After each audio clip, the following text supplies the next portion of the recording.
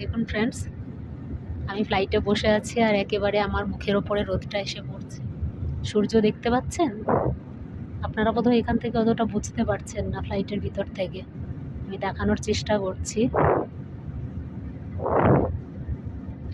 এই মাস্কাট থেকে যেটা ফ্র্যাঙ্কফুর্ট যাচ্ছে, এই জার্নিটা একটা অন্যরকম ফিলিংস। কেন কি এই এয়ারক্রাফট এটা টোটালি ডিফারেন্ট। আমি এতদিন যত এয়ারক্রাফটে চড়েছি তার মধ্যে এটা টোটালি ডিফারেন্ট।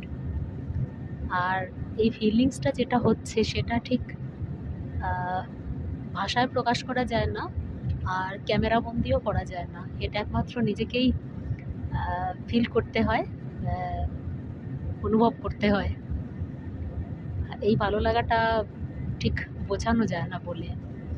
একটা অন্যরকম ফিলিংস। একটা গান আছে না, মেজাজটাই তো আসল রাজা।